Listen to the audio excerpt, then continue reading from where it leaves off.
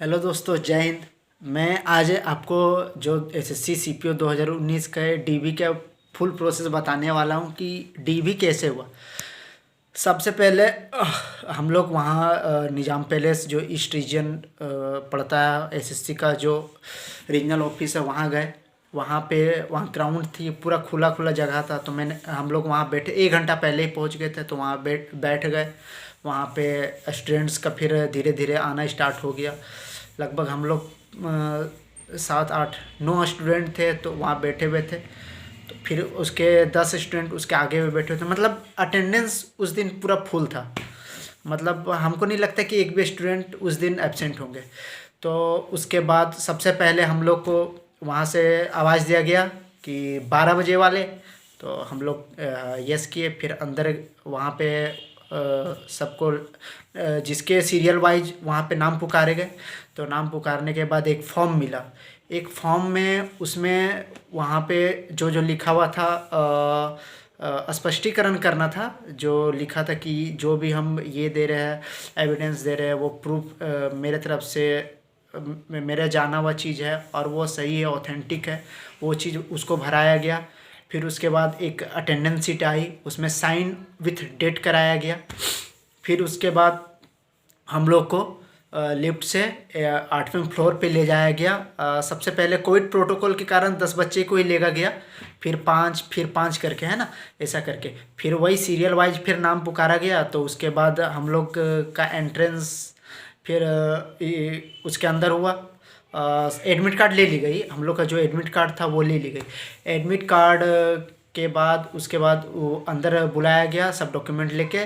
मुझे साइट सबसे अच्छा मेरे वाले जो सिस्टम वो जो ऑफिसर थे, जो मेरे चेक करने वाले थे, डीबी डॉक्यूमेंट वेरिफिकेशन करने वाले थे, वो बहुत ही लीनियंट थे, बहुत ही मज़ेदार, बहुत ही इंटरेस्टिंग पर्सन थे। तो मुझे आराम से बिठाया, बोले ठीक है 10th का निकालिए। तो फिर मैं 10th का निकाला।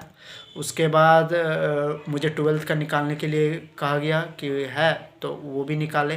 फिर उसके बाद मार्कशीट बोला गया निकालने, तो वो मार्कशीट निकाले। फिर ग्रेजुएशन के निकालने बोला गया, तीनों निकाला। मैंने प्रोविजनल निकाला, डिग्री निकाला और सर्टिफिकेट निकाला। तो इसके बाद सभी ओके कर दिए गए। Date of birth according to my 10th certificate ही फील्ड डेट ऑफ बर्थ। और फिर उसके बाद मुझे बोला गया कि अपने ओबीसी दिखाइए। तो ओबीसी पे वो मैंने एक फॉर्मेट बना के ले गई थी, और एक जो झारखंड सरकार का आता है ना ऑनलाइन, वो भी लेगा था। तो वो देखे दोनों हैं, तो वो हमको देखते के साथ पता लग गया कि आज मेरा क्लियर लग जाने वाला। तो फिर उसके बाद बोले कि डेट बताओ इसके। तो डेट मैंने बताया। फिर मेरा ड्राइविंग लाइसेंस, तो मेरा उस समय पीटी के पहले का जो ड्राइविंग लाइसेंस था, तो वो मेरा कार का नहीं था, एलएमबी का नहीं था, सिर्फ बाइक का था। तो मुझे डीपी नहीं कंसीडर, डीपी मेरे में फिल किया गया था, पर उसको ऐसे भी मैंने लास्ट प्रेफरेंस डाली थी। तो उसको वो कट करके वहाँ पे मेरे सिग्नेचर ले लिए और बोले चले ठीक है। और मेरा ड्राइविंग लाइसेंस से मुझे मेरी एक आइडेंटिटी कार्ड की ज़रूरत होती है, तो वो मेरे ड्राइविंग लाइसेंस को ही उसने बना लिया। जो मोटरसाइकिल की थी मैंने दी थी, जो मेरी पीटी से पहले की थी। हाँ। फिर उसके बाद मीन्स वो अपने तरफ से सिस्टम में वो अपने वाइज अपने तरीके से वो भरने लगे। जो थे येस नो कर जा रहे थे। बहुत तेज़ी से वो कर रहे थे। और इधर से मेरे जब वो करने लगे तो बोले कि सब अपना सेट कीजिए।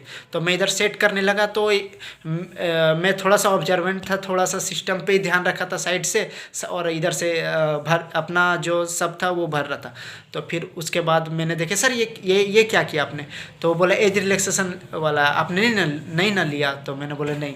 तो वही वो था, सिर्फ वो मुझे समझ में नहीं आए थे, उसके लैंग्वेज में लिखा गया था। तो फिर मेरी डिग्री इग्नू की थी, तो वो डीसी से ऑथोराइज रहना चाहिए। कोई भी डिस्टेंस वाला है तो वो डीसी कुछ होता है, उससे ऑथोराइज होना चाहिए। तो फिर उसके बाद वो बोला कि सब क्लियर है। तो उसने एक प्रिंट किया, और मैंने मांगी नहीं रिसीविंग। बोली ये क्या है, मैंने पूछा। तो बोला आपके रिसीविंग उठा के ले जाइए। तो वो मैंने रिसीविंग ले ली। और फिर निकल गया। तो उसने मेरे सामने ही मेरे से पूछ के बोला कि क्लियर है ना आपका? तो हाँ, मैंने बोला क्लियर है। तो वो क्लियर वहाँ पे कर दिया और सब में जो रिमार्क्स है उसमें ओके डाल दिया, फिर सब हो गया इस तरह। और यूआर के यही होता है, यूआर और ओबीसी वाले में यही डिफरेंसेस होते हैं कि यूआर वाले के कुछ ओबीसी रिलेटेड इश्यू नहीं रहते, तो उनके देखने जो जनरल चीज़ें वही देख पाते, पर ओबीसी में 3-4 लाइन एक्स्ट्रा रहता है, जिसमें से ओबीसी वाले बहुत सारे ओबीसी वाले कैंडिडेट थोड़े से मतलब भूल चूक होती है एज रिलैक्सेशन वाले में, वो पूछते हैं नहीं और ये लोग बताते हैं नहीं, और 3-4 उस समय पढ़ते स्क्रीन हट जाती है, तो वो तेज़ी से करते हैं। तो इसी कारण ओबीसी वाले स्टूडेंट को कुछ इश्यू होते हैं। तो यूआर वाले जो है उसके कुछ इश्यू नहीं है। ओबीसी वाले के डीबी प्रोसेस थोड़ा सा टेडियस है, क्योंकि उसकी थोड़ी सी 3-4 लाइन एक्स्ट्रा आती है, जिसमें वो अपना इंफॉर्मेशन डालते हैं। बस इतना ही है, और बाकी सब तो ओके था। Thank you. जय हिंद।